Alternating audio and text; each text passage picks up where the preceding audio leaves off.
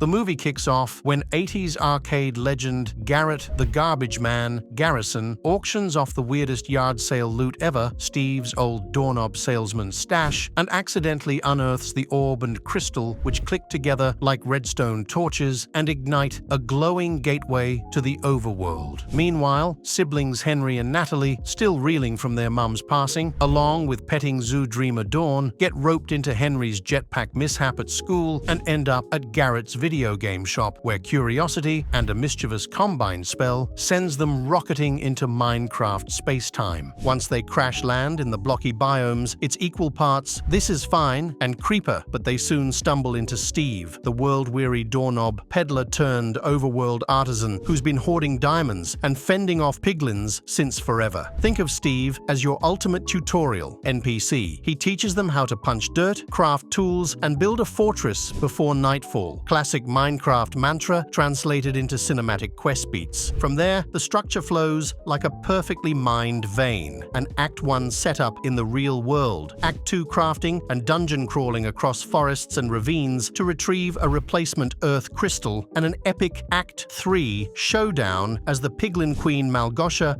blitzes the overworld with her hog army. Along the way, the film nails sandbox logic. If you can imagine it, you can build it, from impromptu wooden ramparts to sneaky minecart escapes and creeper bomb finishers. The narrative also sneaks in post-adventure epilogues worthy of a Minecraft mod. Back in Chugless, the squad launches a hit indie game, Dawn opens a zoo starring Dennis the Pupper, and Steve swaps doorknobs for console controllers, tying up loose ends with the same satisfying click of a redstone lever. By structuring the movie as a series of self-contained quests, each with clear resources, risks, and rewards, it captures the open-world ethos that made Minecraft a cultural phenomenon, while still delivering the classic 3-act quest arc that keeps even non-gamers hooked. Whether you're a seasoned Minecrafter or a casual creeper watcher, this plot blueprint feels both familiar and fresh, just like discovering diamonds for the first time. Character and performance highlights. Overall, Jack Black leans into Steve's blank slate origins by cranking his energy to 11, turning every scene into a full-throttle YouTube highlight reel of screams, dance moves, and off-the-wall quips. Sometimes it feels like he's blasting an amplifier set to insanity, which works when you want sheer manic fun, but becomes ear-splitting after the 15th "we need to Minecraft" rally cry. In fairness, Steve in the game is about as expressive as a stone block, so Black had free reign to go absolutely bananas. And he does, often hilariously so. Yet that choice also backfires. His constant bellowing can drown out genuine emotion, making it tough to care when Steve supposedly has a character arc to complete. Jason Momoa, cast against type as Garrett the Garbage Man Garrison, brings surprising goofball charm that balances Black's unrelenting hyperactivity. Momoa leans into broad slapstick, jaw-dropping pratfalls, exaggerated mouth breathing, and a deadpan "dude bros before creeper blows" attitude that lands better than you'd expect. Sadly, the script rarely gives him enough room to build on these moments, so he often feels like a touring guest star at a one-man show, rather than the steady sidekick he could have been. What really sells the movie is the off-the-rails banter between them, Black's frenetic guide NPC energy versus Momoa's laid-back fist-bump heroics creates a buddy cop vibe that keeps you chuckling even when the plot lag spikes. Their riffing, mocking creeper design choices, debating the merits of enchanted diamonds versus redstone contraptions, feels like two old friends making YouTube lore videos in the back of a spelunking minecart tunnel. Still, there are low-res moments. Black's "let's craft" mantra grinds down into corporate synergy sloganeering, and Momoa sometimes disappears into background mod mobs more than you'd like, leaving the screen unbalanced in those stretches. And while both actors commit, the supporting cast, poor Emma Myers and Danielle Brooks, get stuck in creeper fodder roles that never allow them thematic pickaxes to dig deeper. But when Jack Black and Jason Momoa sync up, trading one-liners about slime blocks or impersonating villager grunts, they tap into the core joy of Minecraft. Build something unexpected, then blow it up for laughs. Their chemistry is the redstone dust that powers the whole cinematic contraption, turning a superficially flimsy adaptation into a surprisingly fun party raid. Even if you're more here for memes than meaning, these two carry you through enough cringe-to-cheer moments moments to justify the ticket price. Just don't expect them to stop yelling anytime soon. Visual effects and production design. A Minecraft movie rebuilt reality block by block in glorious CGI revelry. Weta FX and Sony Pictures. Imageworks each handled over 600 VFX shots, flexing enough cubic muscle to make even the toughest Ender Dragon blush. Digital Domain jumped in later with just under 200 shots, like that friend who shows up fashionably late but still owns the party. Under the watchful eye of VFX supervisor Dan Lemon, these powerhouses cooked up a bespoke Blockify toolkit that literally turns curves into cubes, ensuring every log, leaf, and creeper remains faithful to Minecraft's signature voxel vibe. But let's be real, the Blockify process sometimes overshoots the mark, rendering faces and foliage so sharply squared they'd cut you if you weren't careful. Sheldon Stopsack at Weta FX and Kevin Esty on animation spearheaded the charge, coordinating mocap shoots. Yes, that includes the now famous chicken jockey antics that married live performance with pixel simulation. Motion capture rigs captured every cluck and squawk of the foul-mounted undead, ensuring you believe a baby zombie could really pilot a chicken, gross and adorable in equal measure. Sony Pictures. Imageworks, meanwhile, took care of the overworld's grand vistas, layering procedural landscapes with dynamic lighting so convincing you'll swear you can smell the pixelated pine. Their in-house artists even built mini biome booths on set to simulate the light colored by emerald green jungles or ashen nether tunnels. Over at Digital Domain, Piotr Kawas and his crew flexed their compositing chops on the more epic beats. Think explosive gas blasts lighting up the underworld and megastructures rising from obsidian foundations. Their late-game contributions felt a bit like DLC, powerful, polished, and just enough to keep you hyped for a sequel. On the practical side, production designers leaned into the game's DIY ethos, constructing partial sets of stone brick castles and redstone contraptions so actors could interact with real props instead of staring at green screens all day. These sets, while undeniably impressive, sometimes came off as too stylized, like an Instagram filter that forgot you still need eye contact. Art direction embraced the game's minimalist charm, yet sprinkled in cinematic flourishes. Dramatic fog in the swamp biome, molten rivers of lava in the nether that showcase what live action brings to the block party. Still, you'll spot a few texture seams when a creeper sneaks past the LD's grade A masking. Mojang's eagle-eyed oversight ensured that every diamond-encrusted pickaxe and enchanted book felt official, not just movie merch. This partnership paid off. Fans spotted nearly 24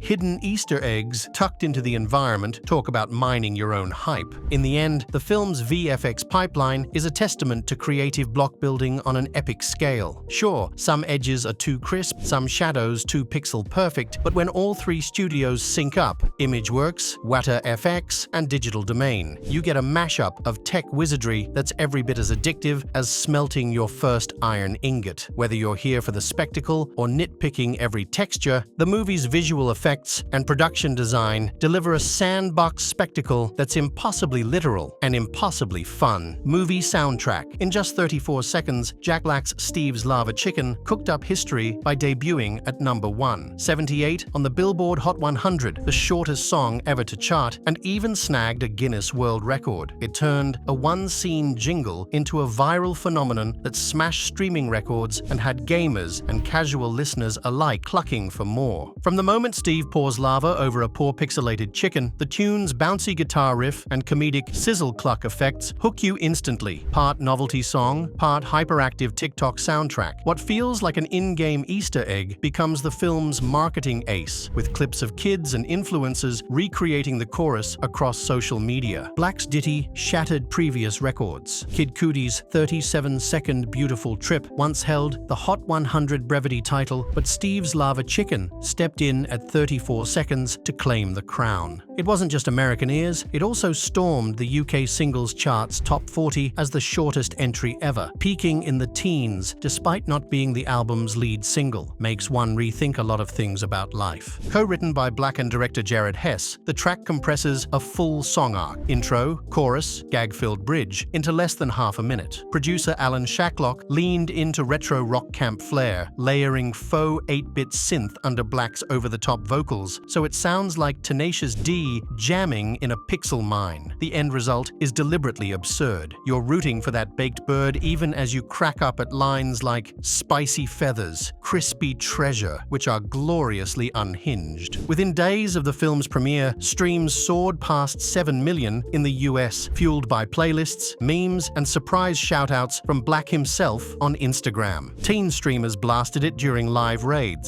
DJs sampled its clucks into EDM drops, and gamers blasted it as their victory anthem after defeating Ender Dragons. Cinemas even reported spontaneous audience sing-alongs, though some theaters slapped no cluckin' rules on minor screenings after popcorn-tossing chaos. Cultural impact and box office performance. Opening weekend saw a wild $162.8 million roll into theaters, immediately vaulting it past childhood classics and adult blockbusters alike. By the time credits rolled on its US run, it had mined a cool $398.9 million, and globally, a staggering $875.3 million, making it one of the year's heaviest hitters. No enchanted golden apple required. Sure, part of that haul comes from die-hard Minecrafters flocking in swarms, but this thing went full vanilla to nether on casual crowds too. Even accountants who thought Redstone was a trendy coffee roast bought tickets. And let's be honest, nothing drives ticket sales like the promise of live chicken jockey chaos. Word spread that during that one scene, entire auditoriums gasped, laughed, and launched popcorn like TNT, and some theaters promptly banned under 13s from that particular showing. Talk about community-driven viral marketing. Then there were the one-day block party edition screenings. Imagine DJs spinning chiptune remixes of the score, neon glow sticks shaped like pickaxes, and pre-show dance-offs to Steve's Lava Chicken. Fans showed up in full cosplay, Enderman, creepers, and that elusive bee costume no one can quite pull off right. Some cinemas even handed out free diamond-shaped nachos. Okay, so the nachos tasted like a crunchy respawn, but the vibe? Electric enough to charge a beacon. Critics groused about a bland second act, but you couldn't hear them over the roar of "This is epic" chants whenever a giant stone golem stomped into frame. Merch lines wrapped around theaters for limited edition Redstone lamps and official Minecraft movie pickaxe keychains. I half expected someone to try trading emeralds for popcorn. On the flip side, the film's cultural footprint does show some lag spikes. A handful of diehards griped that the movie glossed over hardcore mechanics, no netherite swords, barely a nod to the end, and don't get me started on the missing cave update biomes. That omission felt like showing up to a Slayer concert without the iconic helmets, a missed opportunity. Still, when you tally the numbers and fanfare, a Minecraft movie stakes its claim as more than just a cash grab. It's a global event, with nearly $900 million